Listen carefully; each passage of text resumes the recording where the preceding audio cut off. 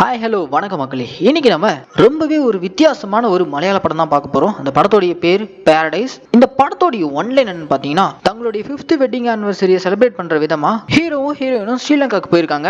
இவங்க போன டைம்ல தான் ஸ்ரீலங்காவே ஒரு மிகப்பெரிய எக்கனாமிக் கிரைசிஸை ஃபேஸ் பண்ணிட்டு இருக்கு. ஸோ இந்த சுச்சுவேஷன்ல இவங்க போன இந்த ட்ரிப் எப்படி போச்சு, அந்த எக்கனாமிக் கிரைசிஸ் இவங்களை எப்படி நேரடியாக பாதிச்சு, இவங்க ரெண்டு பேர் ரிட்டர்ன் இந்தியாவுக்கு திரும்பினாங்களா இல்லையான்றத ரொம்பவே இன்ட்ரெஸ்டிங்கா சொன்ன படம் தான் இந்த பாரடைஸ். வாங்க இதை டீடைலிங்கா பார்த்துடலாம். படத்துடைய ஓப்பனிங்லேயே சில வேர்டிங்ஸை போடுறாங்க. 2022ல ஸ்ரீலங்காவே ஒரு மிகப்பெரிய எக்கனாமிக் கிரைசிஸை ஃபேஸ் பண்ணிட்டு இருந்துச்சு. அங்க இருக்க மக்கள் எல்லாருமே அத்தியாவசியமான தேவைகளான எலக்ட்ரிசிட்டி, கேஸ், ஃபுட், ஃபியூல் இப்படி எல்லாத்துக்குமே அதிக தட்டுப்பாடு ஏற்பட்டுடுச்சு. மக்கள் எல்லாரும் இதனால அந்த கவர்மெண்ட் மேல அதிருப்தி ஏற்பட்டு ஸ்ரீலங்கா முழுக்கவே ஒரே போராட்டமா இருக்கு. இதுக்கு இடையிலயும் அந்த ஊருக்கு டூரிஸ்டா வரவங்களுக்கு அது ஒரு பாரடைஸா தான் இருக்குன்ற மாதிரி சொல்லி இந்த படத்தோட டைட்டில் போட்டு படத்தை ஆரம்பிக்கிறாங்க. ஓபன் பண்ணா ராமாயண கதை கேட்டு போயிட்டு இருக்க கப்புள்ஸை காட்டுறாங்களே. இவங்க தான் இந்த படத்துடைய ஹீரோ ஹீரோயின். ஹீரோ பேர் கேஷவ், ஹீரோயின் பேர் அமிர்தா. இவங்க ரெண்டு பேரும் இவங்களுடைய 5th வெட்டிங் ஆனிவர்சரி செலிப்ரேட் பண்றதுக்காக ஸ்ரீலங்கால இருக்க ஒரு ஹில் ஸ்டேஷனுக்கு தான் வந்திருக்காங்க. இவங்களுக்கு கைடாவும் டிரைவராகவும் வந்திருக்கிறோட பேர் ஆண்ட்ரூ. அவர் தான் இப்ப இந்த ஊரை பத்தி எல்லாம் சொல்லி கூட்டு போயிட்டு இருக்காரு. இவங்க ரெண்டு பேரும் இப்ப முதல் ஸ்பாட்டா போயிருக்கக்கூடிய இடம் ஒரு பெரிய நீர்வீழ்ச்சி. இந்த நீர்வீழ்ச்சி கிட்ட தான் ராவணன் முதல் முறையா இந்தியால இருந்து சீதாவை கிட்னாப் பண்ணிட்டு கொண்டு வந்து இங்க தான் வச்சிருந்தாருன்ற மாதிரிலாம் அந்த கைட் சொல்லிக்கிட்டு இருக்காரு. அந்த அழகான நீர்வீழ்ச்சியை இந்த கப்புள்ஸ் பார்த்து அப்படியே ரசிச்சுட்டே அடுத்ததா ஒரு குகை மாதிரி இருக்கு, அங்க கூட்டு போயிருக்காரு. அந்த பெரிய குகைக்குள்ளதான் ராவணன் வாழ்ந்ததாகவும் கடைசியாவும் அவரை இங்கதான் புதைச்சதாகவும் இவர் சொல்லிக்கிட்டு இருக்காரு. ஆண்ட்ரூ இன்னொரு விஷயத்தையும் சொல்றாரு. இங்க இருக்கிறவங்களுடைய நம்பிக்கை என்னன்னா, ராவணன் இன்னும் சாகல, அவர் ஆழ்ந்த உறக்கத்துல இருக்காரு. இலங்கைக்கு ஏதாவது பேர் ஆபத்து வரும்போது கண்டிப்பா அவர் திரும்ப எந்திரிச்சு வந்து மொத்த ஊரையும் காப்பாத்துவார்ன்ற மாதிரி இங்க இருக்கிறவங்களுடைய நம்பிக்கைன்ற மாதிரி ஆண்ட்ரூ சொல்லிக்கிட்டு இருக்காரு. அப்ப நம்ம ஹீரோ ஆண்ட்ரூ கிட்ட எங்களை பொறுத்த வரைக்கும் எங்க ராமர் மொத்த ஸ்ரீலங்காவையும் கைப்பற்றி சீதாவை காப்பாத்தினதுக்கு அப்புறம் ராவணனை கொண்டுட்டாரு, இதுதான் எங்களுக்கு தெரிஞ்ச கதைன்ற மாதிரிலாம் இவர் சொல்லிட்டு இருக்கும்போது அப்ப இவருக்கு ஒரு இம்பார்ட்டன்ட் கால் வருது. அந்த கால் பேசிட்டு உடனே இவர் பயங்கர ஹாப்பியா வருது. எதுக்காக இவர் இவ்வளவு ஹாப்பியா இருக்காருன்னா, இவருடைய கண்டென்ட்டை நெட்ஃபிளிக்ஸ் ஓகே பண்ணிட்டாங்களாம். சோ அதுக்கான ஃபண்ட் கொடுக்கறதாவும் ஒத்துக்கிட்டாங்களாம். அதனால இவர் பயங்கர ஹாப்பியா இருக்காரு. ரொம்ப நாளா இவர் இதுக்காக தான் காத்துட்டு இருந்தாராம். ஸ்குவிட் கேம் மாதிரி இவங்களும் 9 எபிசோட் கொண்ட ஒரு சீரிஸை மேக் பண்ண போறாங்க. அதுக்கான ஃபண்ட் நெட்ஃபிளிக்ஸ் கொடுக்கறதா சொல்லியிருக்காங்க போல. அதனால தான் இவர் பயங்கர ஹாப்பியா இருக்காரு. அடுத்த சீன்ல இந்த டிரைவர் இந்த கப்புள்ஸை கூட்டிட்டு ஹோட்டல் நோக்கி போயிட்டு இருக்காரு. போற வழியில அங்கங்க மக்களுடைய ஒரே போராட்டமா இருக்கு. எல்லா பக்கமும் வழி மறைச்சுக்கிட்டு அவங்களுடைய அத்தியாவசிய தேவைக்காக எல்லாரும் குரல் கொடுத்துக்கிட்டு இருக்காங்க. இவங்கள மாதிரி டூரிசம் வரவங்களை மட்டும் தொந்தரவு பண்ணாம விட்டுறாங்க போல. இப்போ கார்ல ரெசார்ட் நோக்கி போயிட்டு இருக்கும்போது இவங்களுடைய கார் ஒரு கிராமத்தை கிராஸ் பண்ணும்போது அந்த கிராமத்தை சேர்ந்த சின்ன சின்ன பசங்க எல்லாருமே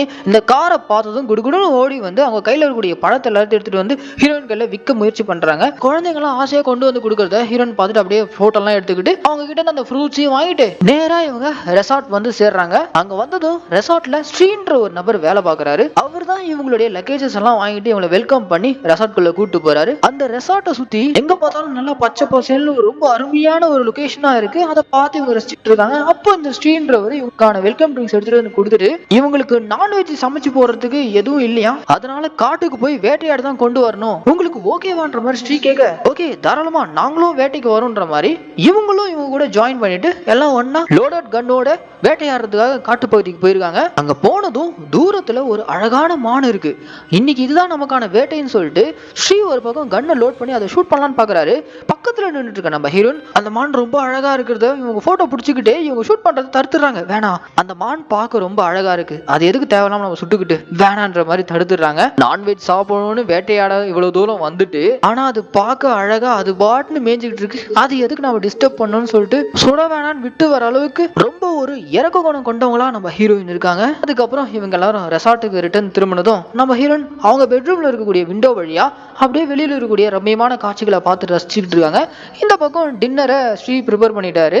அங்க கேண்டில் லைட்ஸ் எல்லாம் வச்சிருக்காரு. இதே பார்க்க ரொம்ப அழகா இருக்குன்ற மாதிரி ஹீரோயின் சொல்ல எங்கேயுமே பெருசா பவர் சப்ளை இல்லைங்க, அதான் மெழுகுவத்தி ஏற்றி வச்சிருக்கின்ற மாதிரி போற போக்குல ஸ்ரீ சொல்லிட்டு போக இப்ப நம்ம ஹீரோவும் ஹீரோயினும் இவங்க கண்டென்ட் ஓகே ஆனதுனால செலிப்ரேட் பண்ற விதமா ஒயின் எல்லாம் சாப்பிட்டுட்டு அப்படியே செலிப்ரேட் பண்றாங்க. அடுத்த சீன்ல நம்ம ஹீரோ நெட்ஃபிளிக்ஸ் கண்டென்ட் ஓகே ஆயிடுச்சுல, அதை பத்தி வீடியோ கால்ல பேசிக்கிட்டு இருக்காரு. அவங்க கொடுத்த டெட்லைன்குள்ளவே நம்ம ரிலீஸ் பண்ணிடலாம், நாளைக்கே நான் இதுக்கான ப்ரீ ப்ரொடக்ஷன் வேலையெல்லாம் ஸ்டார்ட் பண்ணிடுறேன்ற மாதிரி கால்ல இருக்கிறவங்க கிட்ட சொல்லிட்டு இவரும் தூங்க வராரு. அப்படியே பெட்ரூம்ல ஹீரோவும் ஹீரோயினும் ரொமான்ஸ்ல ஈடுபடும் போது வெளியில யாரோ பாட்டு பாடுற சத்தம் கேக்குது. யாரோ ஒன்னு இம்ப்ரெஸ் பண்றதுக்காக தான் பாட்டு பாடிட்டு இருக்காங்க. சரி நம்ம வேலையை ஆரம்பிப்போம்னு சொல்லிட்டு இவங்க அப்படியே அன்னைக்கு ராத்திரி போல படுத்துறாங்க. திடீர்னு நடுராத்திரி கையில கத்தியோட இவங்க 2 பேரும் வாயை பொத்தி கத்தி முனையில இவங்களை மிரட்டி இவங்க கிட்ட வச்சிருந்த கேட்ஜெட்ஸ் லேப்டாப், போன், டேப் எல்லாத்தையும் திருடிட்டு முகமூடி போட்ட ஒரு 3 பேர் விண்டோ வழியா எஸ்கேப் ஆகி ஓடிடுறாங்க. உடனே நம்ம ஹீரோயினும் சத்தத்தை எழுப்பி ஹீரோயின் குடுகுடுன்னு ஓடி போயிட்டு ஹோட்டல்லே வேலை செய்யக்கூடிய ஸ்ரீயோ போய் எழுப்புறாங்க. அவனும் கையில வேட்டையாடுறதுக்காக வச்சிருக்கக்கூடிய அந்த லோடட் கன்னோட வந்து திருடனுங்க தப்பிச்சு போன அந்த விண்டோ கிட்ட இருந்து பாக்குறாங்க. திருட்டு பசங்க திருடிட்டு எஸ்கேப் ஆயிரானுங்க. இப்பனா அடுத்த நாள் காலையில போல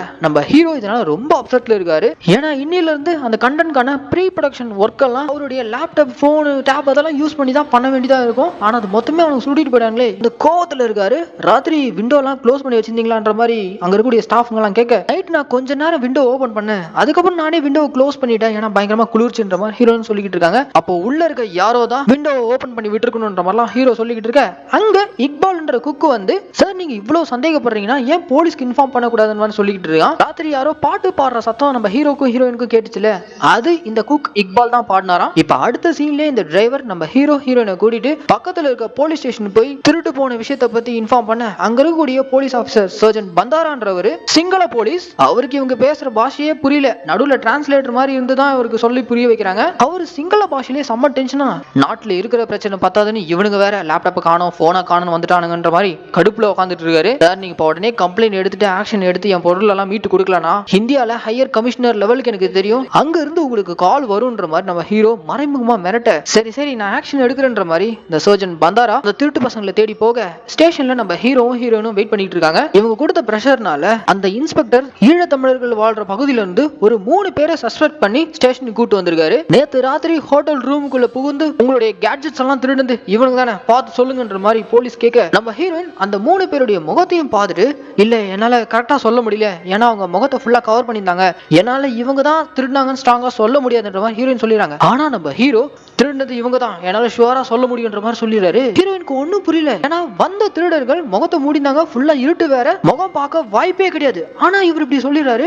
உடனே போலீஸ்காரங்க அந்த 3 பேருமே செல்லுக்குள்ள இழுத்துட்டு போயிட்டு சர மாதிரியா அடிச்சு விசாரிக்கிறாரு. இதுக்கு இடையில நம்ம ஹீரோயின் ஹீரோ கிட்ட, உன்னால எப்படி அவங்க தான் திருடினாங்கன்னு ஷுவரா சொல்ல முடியும்ன்ற மாதிரி கேக்குறாங்க. அதுக்கான பதில் நம்ம ஹீரோ கையில இல்ல, அவரை பொறுத்த வரைக்கும் அவருடைய பொருள் வேணும். இப்ப உள்ள இருக்க அந்த 3 பேரையும் இந்த இன்ஸ்பெக்டர் எவ்வளவு அடிச்சும் நாங்க திருடலன்ற மாதிரி சொல்லிட்டு இருக்காங்க. ஒரு கட்டத்துக்கு மேல ஒரு பெரிய இரும்பு பைப் எடுத்துட்டு வந்து ஒருத்தனை போட்டு அடின்னு அடிக்கிறாரு. அதனால அவன் அன்கான்சியஸ் ஸ்டேட்டுக்கு போயிடுறான். உடனே அவனை தூக்கிட்டு ஹாஸ்பிட்டல் கொண்டு போறதுக்காக கார்ல ஏத்திட்டு போயிடுறாங்க. இப்ப இந்த இன்ஸ்பெக்டர் நம்ம ஹீரோவை பார்த்து, கவலைப்படாதீங்க, உள்ள இருக்க அந்த 2 பேர் இப்ப நடந்ததை பார்த்தானுங்களே, சோ கண்டிப்பா திருடினதை ஒத்துப்பாங்க, உங்க பொருள்லாம் நாளைக்கு வந்து கலெக்ட் பண்ணிக்கன்ற மாதிரி பேசி அனுப்பிடுறாரு.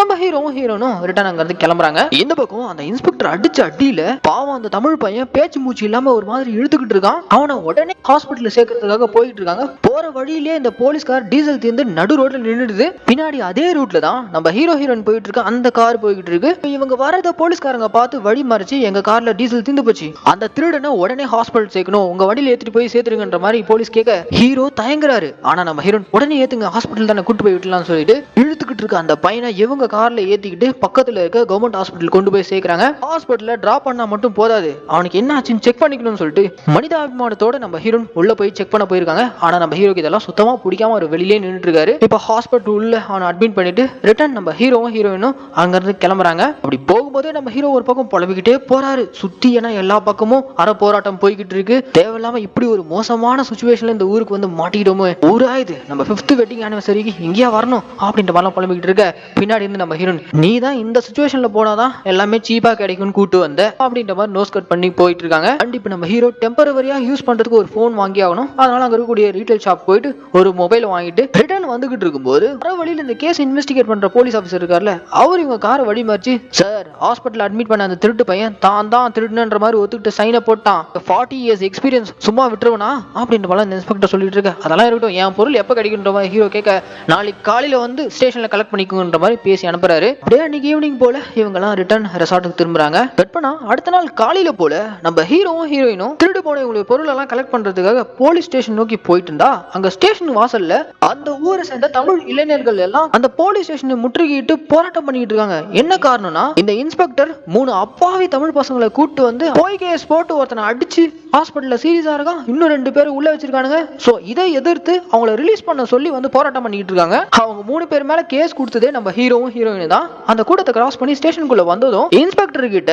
எங்க பொருள்லாம் எங்கன்ற மாதிரி அதே தான் நம்ம ஹீரோ கேக்குறாரு. அதுக்கு இந்த இன்ஸ்பெக்டர் பம்பிக்கிட்டே, இத பாருங்க, ஹாஸ்பிட்டல்ல இருக்கிறவன் நான் திருடுனா ஒத்துக்கிட்டான், ஆனா ஸ்டேஷன்ல இருக்க இந்த 2 பேர் எவ்வளவு கேட்டாலும் அவங்க திருடலன்னு தான் சொல்லிட்டு இருக்காங்க. எங்களால உங்களுடைய பொருட்களை இன்னும் மீட்க முடியல, வெளியில வேற தமிழ்நாட்கள்லாம் வந்து போராட்டம் பண்ணிட்டு இருக்காங்க. இப்போ நீங்க ஸ்டேஷனுக்குள்ள இருக்கிறது சுத்தமா சேஃப் இல்ல, தயவு செஞ்சு நீங்க ரிட்டர்ன் ஹோட்டலுக்கு போங்க, நாளைக்கு ஈவினிங் குள்ள உங்க பொருள்லாம் கிடைச்சிடும்ன்ற மாதிரி பேசி அனுப்பிடுறாரு. அன்னைக்கு ராத்திரி போல இவங்க 2 பேர் ரெசார்ட் வந்துடுறாங்க. ஒரு பக்கம் நம்ம ஹீரோ நார்மலா இருக்காங்க, ஆனா ஹீரோவால அப்படி இருக்க முடியல, அவர் ஒரு மாதிரி டென்ஸ்டாவே இருக்காரு. அடுத்த நாள் நம்ம ஹீரோயின் இவங்க தங்கிருக்கக்கூடிய அந்த ரெசார்ட்டோட கார்டன் ஏரியால அழகான மானை விண்டோ வழியா பாக்குறாங்க. இந்த மானை தான் சுட வேணாம்னு சொல்லிட்டு வந்திருப்பாங்க. சோ அந்த மான் அங்க வந்திருக்கிறத பார்த்ததும் வெளியில ஓடி வந்து பாக்குறாங்க, அந்த மானை ஆள காணோம். உடனே இவங்க அது எந்த திசையில போயிருக்குன்னு சொல்லிட்டு அப்படியே அந்த வழியா போய் பாக்குறாங்க. அங்க மேல வழியில கார் டிரைவர் ஆண்ட்ரூ அந்த பக்கம் கிராஸ் ஆகுறாரு.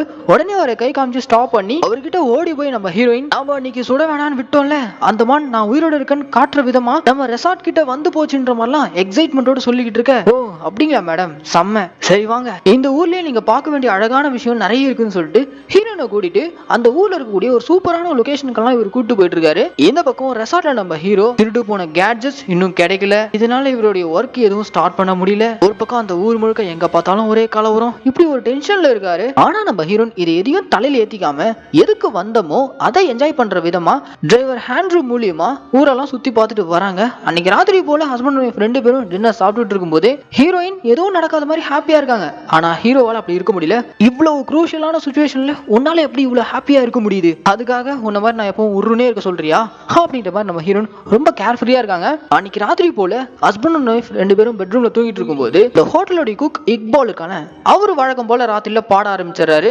இது நம்ம ஹீரோவை பயங்கரமா இரிட்டேட் பண்ணுது. வேகமா வந்து இவங்க கிட்ட ஹார்ஷா கத்துவாருன்னு பார்த்தா, ஆனா அதை பண்ணாம அங்க இருக்க டிரைவர் கிட்ட நாளைக்கு ஈவினிங் வரைக்கும் அந்த போலீஸ்காரன் டைம் கேட்டிருக்காங்க, சோ அது வரைக்கும் நம்மளுடைய ராமாயண ட்ரிப்பை நம்ம கண்டினியூ பண்ணுவோம், அதை சொல்றதுக்காக தான் வந்தேன்னு சொல்லிட்டு அவங்க கிட்ட லோக்கல் சரக்கு இருக்கு, அதை வாங்கி ஒரு பெக் அடிச்சுட்டு கிளம்பிடுறாரு. கட் பண்ணா அடுத்த நாள் போல இவர் கேட்டது போலவே இந்த டிரைவர் ஆண்ட்ரூ இவங்க 2 பேரையும் கூட்டிட்டு அந்த ஊர்ல இருக்க பிரசித்தி பெற்ற ஹனுமார் கோயிலுக்கு தான் கூட்டு போயிருக்காரு. அந்த கோயிலுக்குள்ள போனதும் அந்த இடத்துல வச்சு இவர் வழக்கம் போல புராண கதைகள் நம்ம ஹீரோயின் கிட்ட சொல்ல ஆரம்பிக்கிறாரு. இந்த மாதிரி ராவணன் சீதாவை கடத்தி கொண்டு வந்து இங்க வச்சதும் ரொம்ப நாளா அவங்க இருட்டிலே தான் இருந்தாங்க, இந்த இடத்துல தான் அவங்க முதல் முறையா சூரிய ஒளியை பார்த்தாங்க.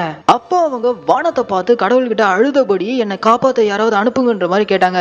இந்த இடத்துல வச்சுதான் ஹனுமார் முதல் முறையா சீதாவை பார்த்ததா புராணத்துல இருக்குன்ற மாதிரிலாம் இந்த டிரைவர் ஆண்ட்ரூ சொல்லிக்கிட்டு இருக்க. இதை கேட்டதும் நம்ம ஹீரோயின், பொதுவாவே பெண்களுக்கு ஏதாவது பிரச்சனைனா அவங்க உடனே அழுது புலம்பி ஆண்களுடைய உதவி தான் நாடுவாங்கல்ல. இப்படி ஹீரோயின் கேட்ட கேள்விக்கு அதுக்கு நம்ம ஆண்ட்ரூ அவரால் எப்படி ரியாக்ட் பண்றது தெரியாம, அந்த காலத்துல அப்படி இருந்திருக்கலாம் மேடம் அப்படின்ற மாதிரி இவர் சமாளிக்க, அந்த இடத்துல நம்ம ஹீரோயின், இந்த ராமாயணம் இருக்கே அது 300 வெர்ஷன்ஸ்ல இருக்கு. ஜெயின் வெர்ஷன்ஸ்ல என்ன சொல்றாங்கன்னா, சீதா ராவணனை நேருக்கு நேர் எதிர்த்து நின்னு சண்டை போட்டு ராவணனை வீழ்த்தி இருக்கா, ராவணனுடைய உயிர் சீதாவுடைய மடியில தான் போயிருக்குன்ற மாதிரி இப்படி ஒரு வெர்ஷன் இருக்கு, நீங்க கேட்டிருக்கீங்களான்ற மாதிரி ஹீரோயின் சொல்ல, இதை கேட்டதும் இவர் ஒரு மாதிரி ஷாக் ஆயிராரு. அதனால இதை ஏத்துக்க முடியல அப்படின்ற மாதிரி ஹீரோயின் ஒரு மாதிரி நக்கலா சிரிச்சுட்டு அங்க இருந்து கிளம்பிடுறாங்க. அப்படியே கட் பண்ணா இந்த பக்கம் ஹாஸ்பிட்டல்ல போலீஸால அடிபட்ட அந்த தமிழ் பையன் இருக்கான்ல, அவனுக்கு ரொம்ப சீரியஸ் ஆயிடுது. உடனே டாக்டர்ஸ் எல்லாம் சேர்ந்து அவனுக்கு ஆக்சிஜன் எல்லாம் வைக்கிறாங்க. அந்த சமயம் பார்த்து கரண்ட் கட் ஆயிடுது. போயிட்டு உடனே ஜெனரேட்டர் ஆன் பண்ண சொல்றாங்க, ஜெனரேட்டர்லயும் டீசல் இல்ல. இப்படி இந்த பையனுடைய உயிர் இங்க ஊசல் ஆடிக்கிட்டு இருக்க. இந்த பக்கம் நம்ம ஹீரோவும் ஹீரோயினும் அங்க கோயிலுக்குள்ள சுத்திக்கிட்டு இருக்காங்க. அப்ப அங்க நம்ம ஹீரோ, இன்ஸ்பெக்டருக்கு நம்ம நிறைய டைம் கொடுத்தாச்சு,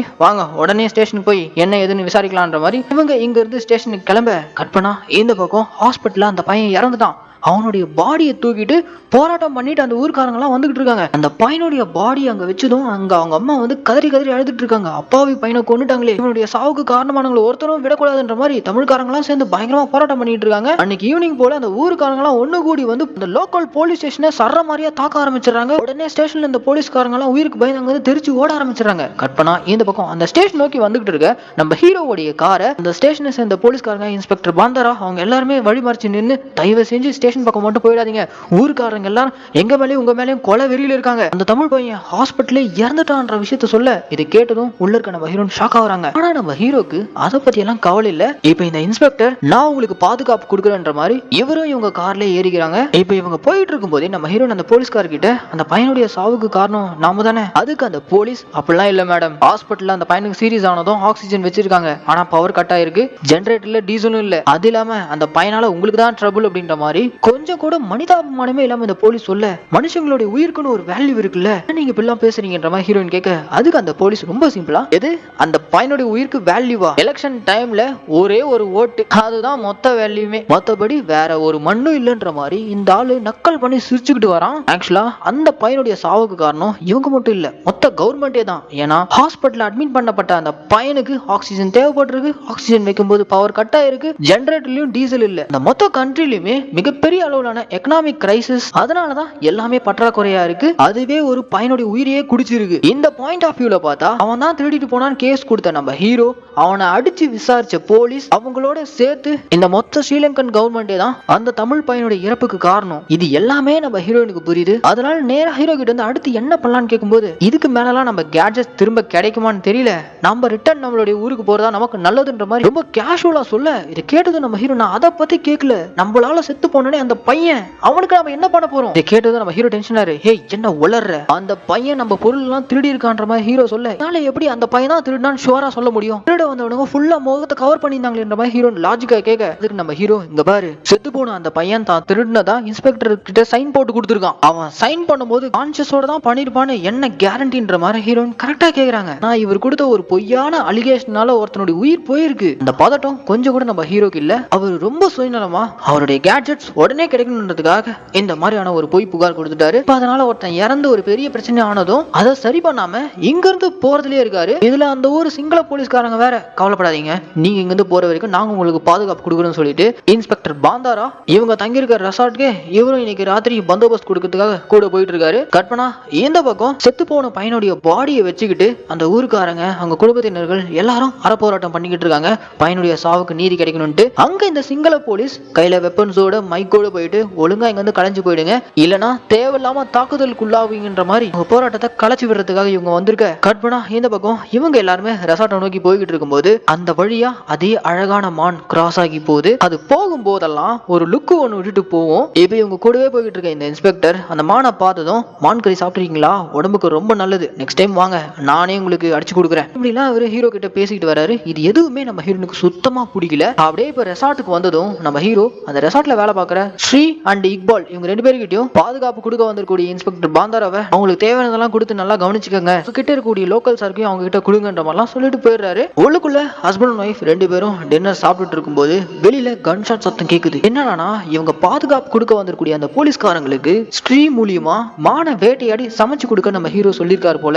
இந்த விஷயம் நம்ம ஹீரோயினால சுத்தமா தாங்கிக்கவே முடியல. இது போக வெளியே இவங்க செக்யூரிட்டி கார்டா வந்திருக்கூடிய இந்த இன்ஸ்பெக்டர் பாந்தாரா இருக்கார்ல, அவரும் அவர் கூட அசிஸ்டண்டா வந்த ரெண்டு பேரும் சரக்கு அடிச்சுக்கிட்டு அதே ஹோட்டல்ல வேலை பார்க்குற ஸ்ரீயை கூப்பிட்டு, டேய் நீயும் இந்த தமிழர்கள் இருக்க அந்த எஸ்டேட்டை சேர்ந்தவன் தானே, ஆமா நான் அங்கிருந்து இங்க வந்து மொத்தமா நான் இங்கே தான் ஸ்டே பண்ணிட்டு இருக்கேன்ற மாதிரிலாம் ஸ்ரீ சொல்லிக்கிட்டு இருக்கான். ஆனா ஸ்ரீ தமிழ்காரன் தெரிஞ்ச உடனே இந்த இன்ஸ்பெக்டர் அவனை ட்ரீட் பண்ற விதமே வேற மாதிரி மாறிடுது. திருட்டு போன அன்னைக்கு நீ எங்க இருந்த என்ன பண்ணுற மாதிரி இவனை விசாரிக்க ஆரம்பிச்சாரு. நானும் ஹோட்டல்ல தான் கிச்சன்ல தான் இருந்தேன் போது, வா நான் கிச்சனை பார்க்கணும்னு சொல்லிட்டு இந்த இன்ஸ்பெக்டர் நேரா கிச்சனுக்கு வரான். கிச்சனுக்குள்ள வந்ததும் உள்ள நம்ம இக்பால் இவருக்காக கறி சமைச்சிட்டு இருக்காருல்ல, அவனை பார்த்துட்டு உன் பேர் என்ன இக்பால் தெரிஞ்சுன்னு, ஓ முஸ்லீமா, முஸ்லீம்கள் எல்லாம் கறி நல்லா தான் செய்வாங்க, சரி கறியை நல்லா வறுத்து கொடுன்னு சொல்லிட்டு, தம்பி ஸ்ரீ உன்னுடைய ரூம் எங்கன்னு கேட்க, கார்னர்ல இருக்கு, திருட்டு போன அன்னைக்கு ராத்திரி உனக்கு எந்த சத்தமும் கேட்கலையான்ற மாதிரி கேட்க, நான் அந்த ரூம்ல தூங்கிட்டு இருக்கும்போது கதவை சாத்திந்தா எனக்கு எதுவும் கேட்காது, கதவை திறந்து வச்சிருந்தா எனக்கு எல்லாம் கேட்கும், திருட்டு போன அன்னைக்கு ராத்திரி நான் கதவை மூடிதான் வச்சிருந்தேன் அப்படின்ற மாதிரிலாம் ஸ்ரீ சொல்லிக்கிட்டு இருக்கான். ஆனா இந்த இன்ஸ்பெக்டருக்கு இவன் மேல சந்தேகம் வந்துடுது. அவர் இப்ப நேரா நம்ம ஹீரோவை தனியா கூப்பிட்டு, எனக்கு என்னமோ உங்க பொருளை கொள்ளையடிச்ச அந்த கொள்ளையர்களை ஹெல்ப் பண்ணது கண்டிப்பா இந்த ஹோட்டல்ல வேலை பார்க்குற அந்த ஸ்ரீயா தான் இருக்கணும், ஏன்னா அவனும் அந்த எஸ்டேட்டை சேர்ந்த தமிழ் பையன் தான், சரி வாங்க கிரைம் நடந்த அந்த ரூம் எனக்கு காட்டுங்கன்னு சொல்லிட்டு அந்த பெட்ரூம்குள்ள வந்து அந்த திருடனுங்க விண்டோ வழியா தானே வந்தானுங்க, சோ அந்த விண்டோவெல்லாம் செக் பண்றாரு. எல்லாத்தையுமே செக் பண்ணிட்டு நம்ம ஹீரோ கிட்ட விண்டோ எதுவும் பிரேக் ஆன மாதிரி எந்த ஒரு தடையும் இல்ல, சோ யாரோ உள்ள இருந்து ஹெல்ப் பண்ணதுனால தான் அந்த திருடர்களால ஈஸியா இந்த விண்டோ ஓபன் பண்ணி உள்ளுக்குள்ள வர முடிஞ்சிருக்கு, சோ கண்டிப்பா அந்த திருட்டுக்கும் ஹோட்டல்ல வேலை பார்க்கறதுக்கும் சம்பந்தம் இருக்கணும்ன்ற மாதிரிலாம் இவர் சொல்லிட்டு இருக்க. இதை கேட்டது நம்ம ஹீரோயின், நான் தான் அன்னைக்கு ராத்திரி விண்டோ ஓபன் பண்ணி வச்சிருந்தேன், இதுக்கும் அவனுங்களுக்கு எந்த சம்பந்தம் இருக்காதுன்ற மாதிரி சொல்லிட்டு இருக்க. ஹீரோயின் பேச்சை இவங்க கேட்கல, அவனுங்களை 4 தட்டு தட்டினா அவனுங்களா உண்மையை சொல்றானுங்கன்னு சொல்லிட்டு நேரா இப்ப இந்த இன்ஸ்பெக்டர் ஸ்ரீயும் இக்பாலையும் போட்டு அட்டி பொழக்கிறாரு. நீங்க தானடா அந்த விண்டோ ஓபன் பண்ணி விட்டது, திருட்டு பசங்க உள்ள புகுறதுக்கு நீ தானே காரணம்ன்ற மாதிரிலாம் இவனை பிடிச்சி அடிச்சு கேட்க, ஒரு கட்டத்துல நம்ம ஸ்ரீ கடுப்பாய் கடுப்பாகி மிருகங்களை வேட்டையாடுறதுக்காக வச்சிருக்கக்கூடிய அந்த கன் இருக்குல்ல அதை லோட் பண்ணி இந்த இன்ஸ்பெக்டரை பாயிண்ட் பண்ணி அப்பாவியான அந்த 3 தமிழ் பசங்களை பொய் கேஸ் போட்டு உள்ள தள்ளிட்ட, அதுல ஒருத்தனை அடிச்சே கொண்டுட்ட, அடுத்து என்னையும் அது மாதிரி பண்ணலான்னு பாக்குறியான்ற மாதிரி இவன் பயத்தோட கண்ணை வச்சுக்கிட்டு இருக்க. அந்த ரூம்குள்ள இருக்க எல்லாரும் பதட்டமா இருக்க. ஹீரோயின் ஒரு பக்கம் வேணா ஸ்ரீ எது வந்தாலும் பேசிக்கலான்ற மாதிரி சொல்லிட்டு இருக்க. கொஞ்சம் அசந்த நேரமா போது இந்த இன்ஸ்பெக்டர் ஸ்ரீ கையில இருக்கக்கூடிய கண்ணை புடுங்கி அதை அப்படியே தவறி டேபிளுக்கு இந்த பக்கம் இருக்க நம்ம ஹீரோயின் கைக்கு வந்துடுது. இந்த இன்ஸ்பெக்டர் இருடா உங்களை சும்மா விட போறது இல்லைன்னு சொல்லிட்டு ரெசார்ட்டுக்கு வெளியில இருக்கக்கூடியவருடைய கண்ணை எடுக்கிறதுக்காக வந்தா அங்க தமிழ்காரங்க எல்லாம் சுத்து போட்டுருக்காங்க. அவனுங்க ஒரு பக்கம் அங்க கையில கிடைக்கிற பொருள் எல்லாம் தூக்கி இந்த போலீஸ் மேல வீசி அடிச்சுக்கிட்டு இருக்க. ஆல்ரெடி போதையில இருக்கக்கூடிய இந்த இன்ஸ்பெக்டர் இவங்களை பார்த்து சரமாரியா ஷூட் பண்ணிக்கிட்டு இருக்கான். வந்த கும்பல்ல இருந்து எவனோ ஒருத்தன் ஒரு கோடாரி தூக்கி இந்த இன்ஸ்பெக்டர் மேல வீச அவ்வளவுதான் அந்த கோடாரி சொருவி அப்படியே அவன் மயங்கி விழுந்துறாரு. இந்த சத்தம் இதெல்லாம் கேட்டுட்டு நம்ம ஹீரோ வெளியில வந்து இன்ஸ்பெக்டர் குத்து வாங்கி அங்க கீழே விழுந்திருக்க பார்த்ததும் நமக்கும் இந்த மாதிரி ஆயிடக்கூடாதுன்னு பயத்தோடவே நம்ம ஹீரோ அவருடைய கன்னை எடுத்து எஸ்டேட் காரங்களை நோக்கி சரமாரியா ஷூட் பண்ண ஆரம்பிச்சிடாரு. இத பின்னாடி இருந்து பார்த்துக்கிட்டு ஹீரோனால பொறுத்துக்க முடியல. ஏன்னா ஒருத்தரால அங்க பல பேரோட உயிர் போயிட்டு இருக்கு. அதனால பாரபட்சமே பார்க்காம தான் ஹஸ்பண்ட் கூட பார்க்காம இவங்க கையில இருக்கக்கூடிய கன்னால தான் ஹஸ்பண்ட் தலையிலேயே ஷூட் பண்ணிடுறாங்க. அவ்வளவுதான். அதுக்கப்புறம் நம்ம ஹீரோன் பயங்கரமா கதறி கதறி அழுதுட்டு இருக்காங்க. யோசிச்சு பாருங்க, படத்தோடைய ஆரம்பத்துல சாப்பிடுறதுக்காக மான வேட்டையாட காடு வரைக்கும் போயிட்டு அங்க அந்த மான் ரொம்ப அழகா துள்ளி திரிஞ்சுக்கிட்டு இருக்கு. நம்ம ஒருவேளை சாப்பாட்டுக்காக அதோட உயிரை நம்ம எதுக்கு பறிக்கணும்ன்ற ஒரு நல்ல இரக்கம் குணம் கொண்ட நம்ம ஹீரோயின் மனுஷ உயிரோடைய வேல்யூ என்னன்னு தெரிஞ்ச நம்ம ஹீரோயின் வேற வழியே இல்லாம தான் ஹஸ்பண்டையே ஷூட் பண்ற நிலைமைக்கு தள்ளப்பட்டாங்க. கட் பண்ணா நடந்த இந்த சம்பவத்தை பத்தி ஸ்டேஷன்ல கூப்பிட்டு விசாரிக்கிறாங்க. நம்ம ஹீரோயின் ஆமா நான் தான் பண்ணேன், ஆனா அது எப்படி நடந்துச்சுன்னு எனக்கு தெரியுன்ற மாதிரி பயங்கரமா ஃபீல் பண்ணி சொல்ல, அடுத்ததா டிரைவர் ஆண்ட்ரூ அவரை கூப்பிட்டு விசாரிக்கிறாங்க. ஒரு கண்ணால பார்த்துதான் என்ன சொல்லிட்டு இருக்காருன்னா இந்த மாதிரி எஸ்டேட் காரங்க எல்லாம் வந்து பயங்கரமா தாக்குனாங்க. அதனால ஹீரோயின் ஹஸ்பண்ட் கேஷவ் கன் எடுத்து அவங்க மேல சரமாரியா ஷூட் பண்ண. இந்த தாக்குதல் போயிட்டு இருக்கும் போதே பின்னாடி இருந்த கேஷவோடைய மனைவி தான் ஹஸ்பண்டுக்கு எதுவும் ஆகக்கூடாதுன்ற பதட்டத்துல எஸ்டேட் காரங்களை நோக்கி ஷூட் பண்ண போது தெரியாம குறுக்க கேஷவ் வந்துட்டாரு. சோ இது ஒரு ஆக்சிடென்டா நடந்ததுன்ற மாதிரிலாம் இவரு மாத்தி சொல்லிடுறாரு. எல்லா ஃபார்மாலிட்டிஸும் முடிஞ்சதும் நம்ம ஹீரோயினை விட்டுறாங்க. ரிட்டர்ன் நம்ம ஹீரோயின் டிரைவர் ஆண்ட்ரூவோட ஏர்போர்ட்டை நோக்கி போயிட்டு இருக்கும்போது நம்ம ஹீரோயின் ஆண்ட்ரூ பார்த்து ஸ்டேஷன்ல நீங்க சொன்னது உண்மைதான் நீங்க நம்புறீங்களான்ற மாதிரி கேட்க அதுக்கு ஆண்ட்ரூ கிட்ட இருந்து எந்த பதிலும் இல்ல. ஏன்னா நம்ம ஹீரோயின் செஞ்சதுதான் நியாயம் அவர் நம்புறாரு. அப்படியே இந்த படத்தையும் முடிக்கிறாங்க. என்ன மக்களே, நான் சொன்ன மாதிரி இந்த படம் ரொம்ப வித்தியாசமா இருந்துச்சுங்களா? கிளைமேக்ஸ்ல பல பேருடைய உயிர் போகக்கூடாதுன்றதுக்காக தான் ஹஸ்பண்டையே கொன்ன நம்ம ஹீரோயின் செஞ்சது நியாயமா இல்ல என்னதான் இருந்தாலும் தன்னுடைய ஹஸ்பண்டையே அவங்க ஷூட் பண்ணிருக்க கூடாது, இதுல எது சரின்றத நீங்க கமெண்ட் பண்ணுங்க. இந்த பாரடைஸ் படத்துக்கு நான் கொடுத்த வாய்ஸ் ஓவர் உங்களுக்கு பிடிச்சிருந்துச்சுன்னா மறக்காம லைக் கமெண்ட் ஷேர் எல்லாம் பண்றீங்க. அப்படியே நம்ம மினி தியேட்டர்ல தினமும் நாங்க ரிலீஸ் பண்ணக்கூடிய படங்கள் நீங்க பார்க்கணும்னு ஆசைப்பட்டீங்கன்னா மறக்காம சப்ஸ்கிரைப் பண்ணி வச்சுக்கோங்க. அண்ட் கூடவே பெல் ஐக்கானையும் பிரஸ் பண்ணாதான் நாங்க தினமும் போடக்கூடிய வீடியோக்கள் உங்க கைக்கு டைமிங்க்கு வந்து சேரும். சரி மக்களே, இதே மாதிரி ஒரு நல்ல திரைப்படத்தோட நான் உங்களை நாளைக்கு சந்திக்கிறேன். Tata bye by.